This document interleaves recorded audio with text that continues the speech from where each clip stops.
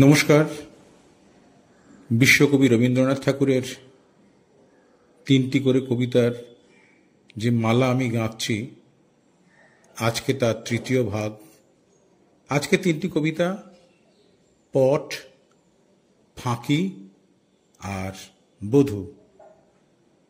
শুনে বলবেন কেমন লাগলো। ধন্যবাদ।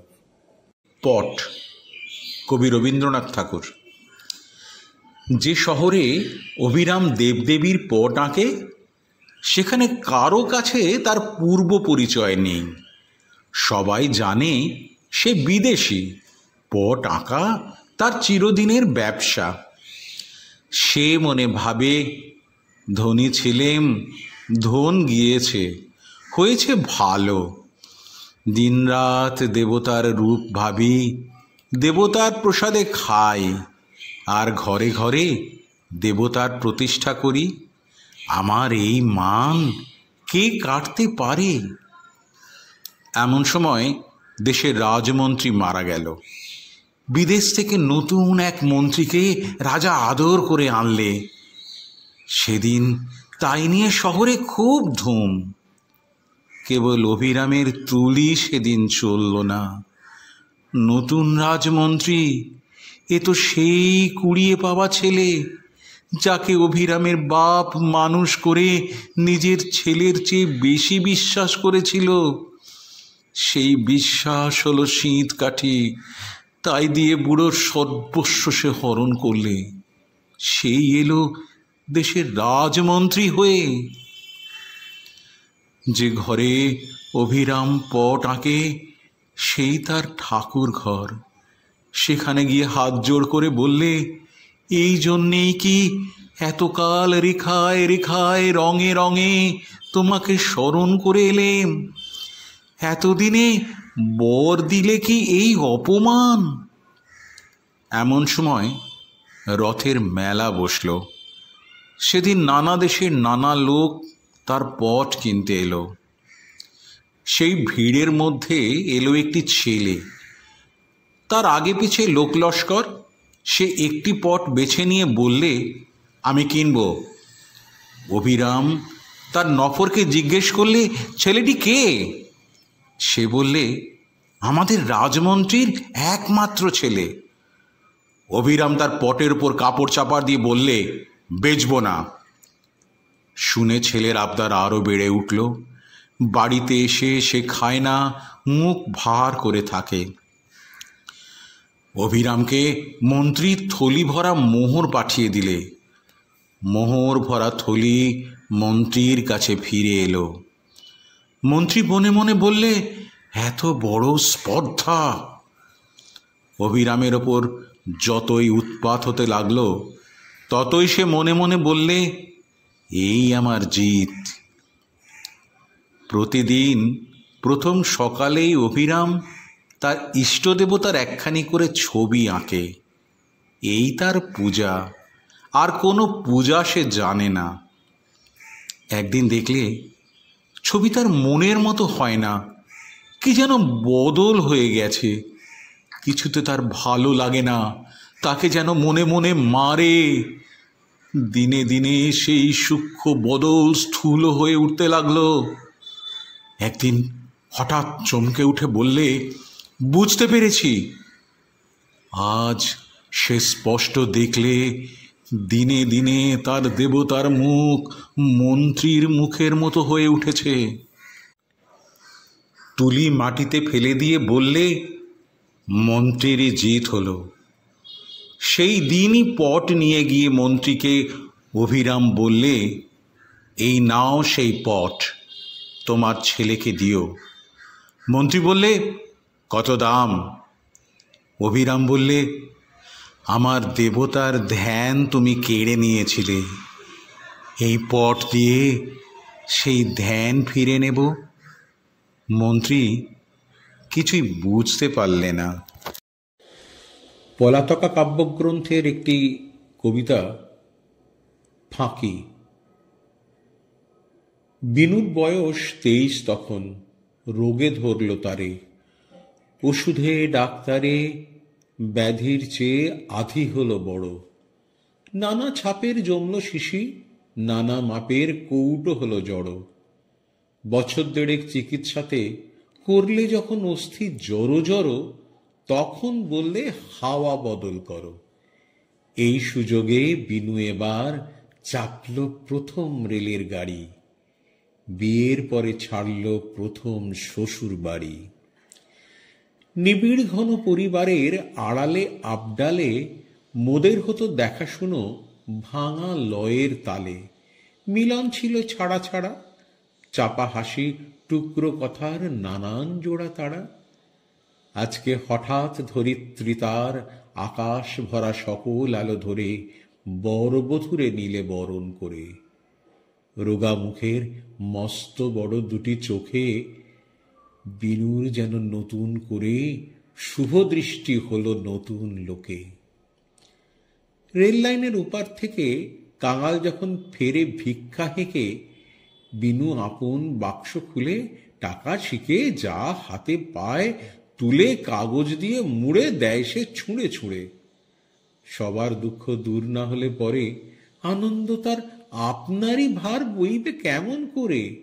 সংসারের ওই ভাঙা ঘাটের কিনার হতে আজ আমাদের ভাসান যেন চির প্রেমের স্রোতে। তাই যেন আজ দানে ধ্যানে ভরতে হবে সে যাত্রাটি বিশ্বের কল্যাণে। বিনুর মনে জাগছে বারে বার, নিখিলে আজ একলা শুধু আমি কেবল তার, কেউ কোথা নেই আর। শ্বশুর ভাসুর সামনে পিছে ডাইনে বাঁয়ে, সেই কথাটা মনে করে পুলক দিল গায়ে। বিলাসপুরের স্টেশনে বদল হবে গাড়ি, তাড়াতাড়ি নামতে হলো। 6 ঘন্টা কাল থামতে হবে যাত্রীশালায়। মনে হলো এক বিষম বালাই। বিনু বললে, কেন, এই তো বেশ। তার মনে আজ নেই যে খুশির শেষ। পথের বাঁশি পায়ে পায়ে তারে যে আজ করেছে চঞ্চলা। আনন্দে তাই এক হলো তার পৌঁছনো আর চলা। যাত্রীশালার দুয়ার খুলে আমায় বলে, দেখো দেখো এক্কা গাড়ি কেমন চলে। আর দেখেছ বাছুরটি ওই মরে যায়, চিকন নধর দেহ, মায়ের চোখে কি সুগভীর স্নেহ। ওই যেখানে দিঘির উঁচু পাড়ি, শিশু গাছের তলাটিতে পাঁচিল ঘেরা ছোট্ট বাড়ি, ওই যে রেলের কাছে স্টেশনের বাবু থাকে, আহা ওরা কেমন সুখে আছে। যাত্রী ঘরে বিছানাটা দিলেম পেতে, বলে দিলেম, বিনু এবার চুপটি করে ঘুমো আরামেতে। প্ল্যাটফর্মে চেয়ার টেনে পড়তে শুরু করে দিলেম ইংরেজি এক নভেল কিনে এনে। গেল কত মালের গাড়ি, গেল প্যাসেঞ্জার, ঘণ্টা 3 হয়ে গেল পার। এমন সময় যাত্রী ঘরের দ্বারের কাছে বাহির হয়ে বললে, বিনু একটা কথা আছে।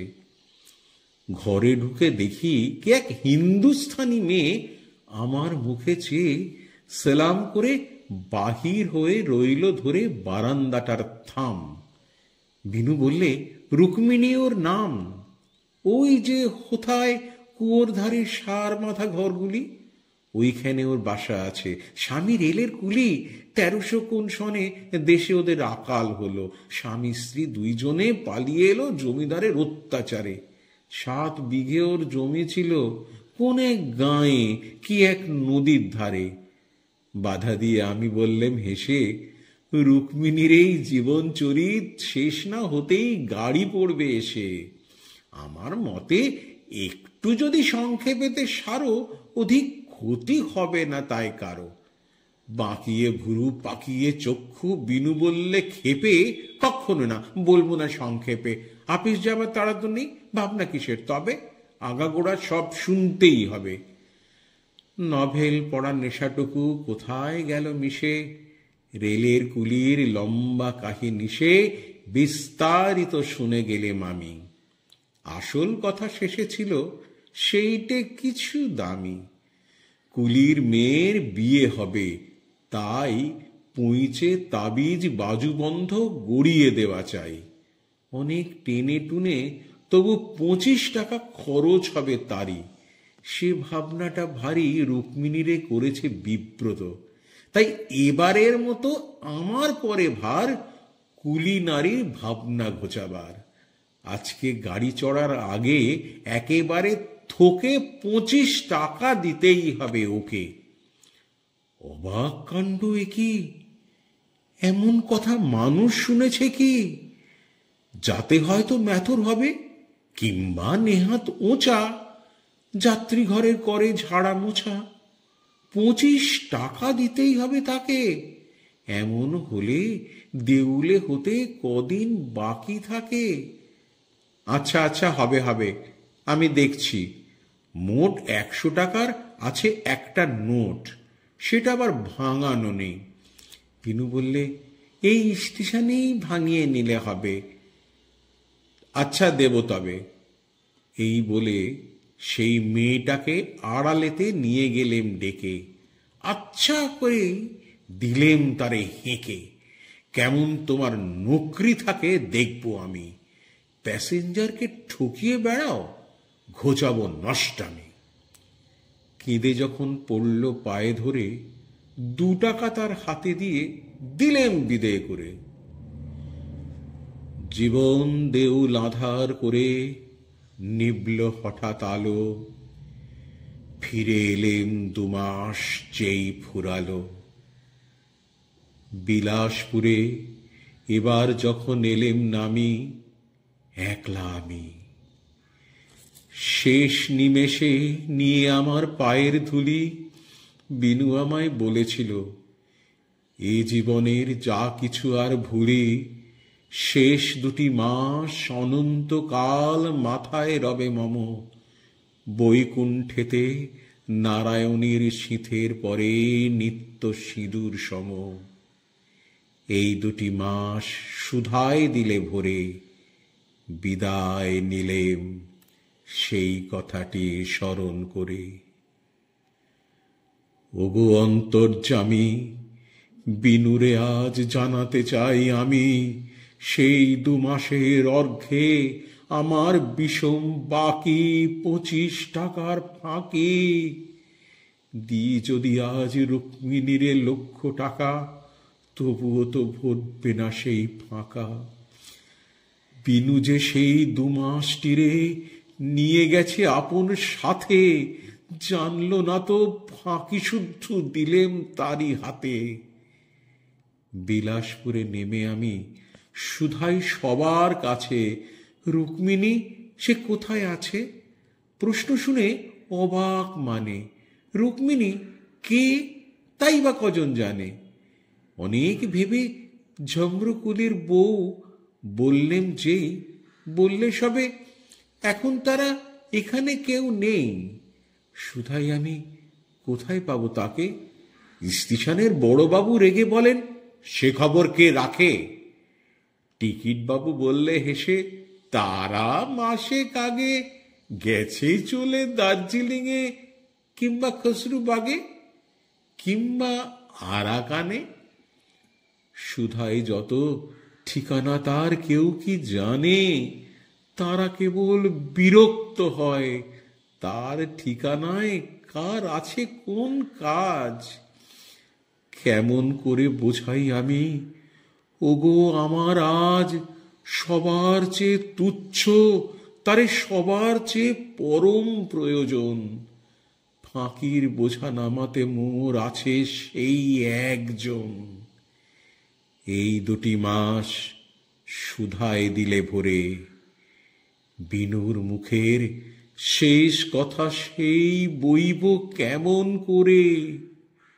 রয়ে গেলেম দায়ী, মিথ্যায় আমার হলো চিরস্থায়ী। রবীন্দ্রনাথ ঠাকুরের একটি কবিতা, বধূ। বেলা যে পড়ে এলো, জলকে চল, পুরানো সেই সুরে কে যেন ডাকে দূরে, কোথা সে ছায়া সখী, কোথা সে জল, কোথা সে বাঁধা ঘাট অসত তল। ছিলাম আনমনে একেলা গৃহকোণে, কে যেন ডাকিল রে, জলকে চল। কলসি লয়ে কাঁখে, পথ সে বাঁকা, বামেতে মাঠ শুধু, সদাই করে ধুধু, ডাহিনে বাঁশবন, হেলায় শাখা। দিঘির কালো জলে সাঁঝের আলো ঝলে, দুধারে ঘন বন ছায়ায় ঢাকা।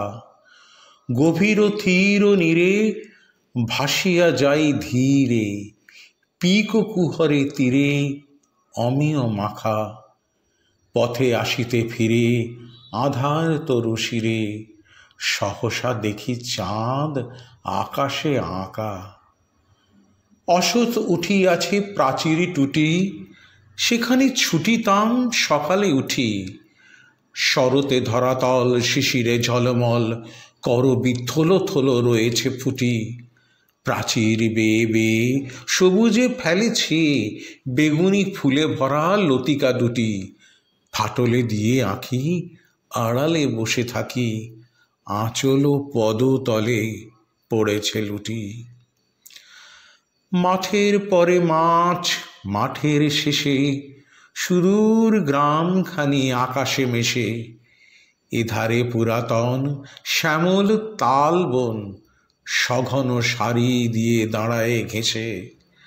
বাঁধেরও জলরেখা ঝলসে যায় দেখা, জটলা করে তীরে রাখাল এসে। চলেছে পথখানি কোথায় নাকি জানি, কে জানে কত শত নতুন দেশে। হায় রে রাজধানী পাষাণ কায়া, বিরাট মুঠি তলে চাপিছে দৃঢ় বলে, ব্যাকুল বালিকারে নাহিক মায়া। কোথা সে খোলা মাঠ, উদার পথঘাট, পাখির গান কই বনের ছায়া।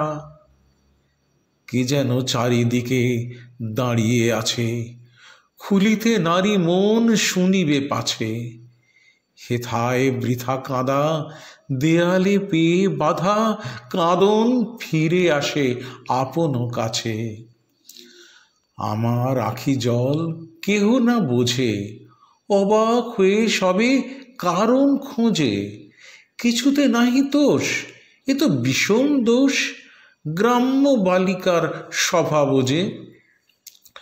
স্বজন প্রতিবেশী এত যে মেশামেশি, ও কেন কোণে বসে নয়ন বোঝে। কেহ বা দেখে মুখ, কেহ বা দেহ, কেহ বা ভালো বলে, বলে না কেহ। ফুলেরও মালা গাছি বিকাতে আসিয়াছি, পরখ করে সবে, করে না স্নেহ। সবার মাঝে আমি ফিরি একেলা, কেমন করে কাটে সারাটা বেলা। ইটের পরে ইট, মাঝে মানুষ কীট, নাইকো ভালোবাসা, নাইকো খেলা। কোথায় আছো তুমি, কোথায় মাগো, কেমনে ভুলে তুই আছিস আগো। উঠিলে নব শশী ছাদের পরে বসি, আর কি রূপ কথা বলিবি না গো। হৃদয় বেদনায় শূন্য বিছানায়, বুঝি মা আখি জলে রজনী জাগো। কুসুম তুলি লয়ে প্রভাতে শিবালয়ে, প্রবাসী তনয়ার কুশল মাগো। হেথাও ওঠে চাঁদ ছাদের পারে, প্রবেশ মাগে আলো ঘরের দ্বারে। আমারে খুঁজিতে সে ফিরিছে দেশে দেশে, যেন সে ভালোবেসে চাহে আমারে। নিমেষ তরে তাই আপনা ভুলি, ব্যাকুল ছুটে যাই দুয়ার খুলি। অমনি চারিধারে নয়ন কি মারে, শাসন ছুটে আসে ঝটিকা তুলি।